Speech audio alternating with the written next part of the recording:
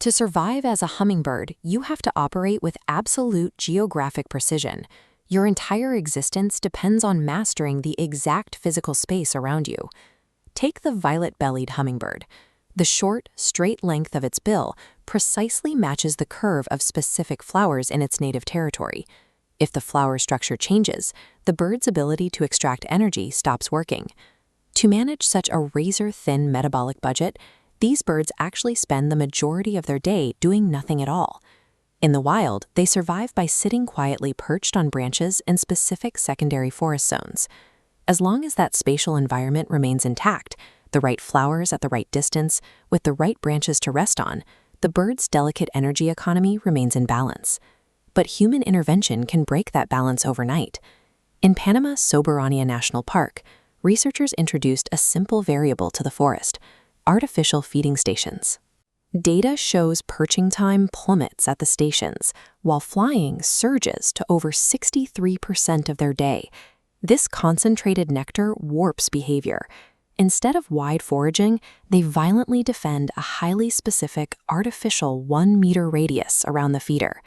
Dominant males, like this white-necked Jacobin, throw themselves into exhausting combat.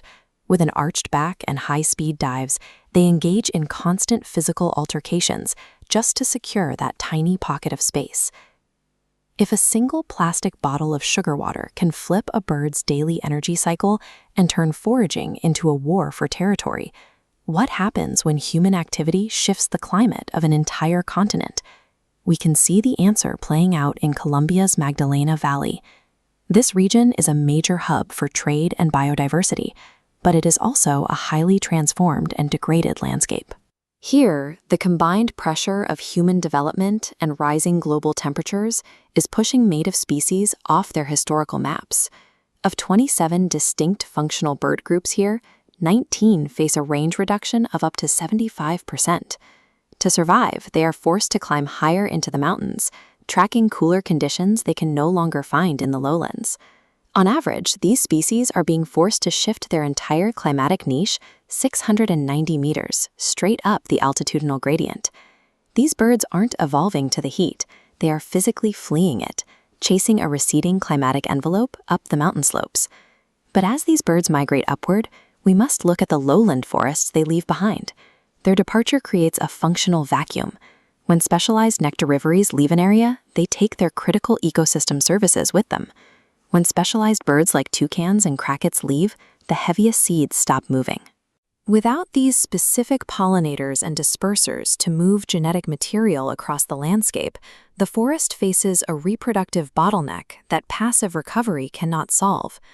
We have already cut off these habitats with roads and infrastructure.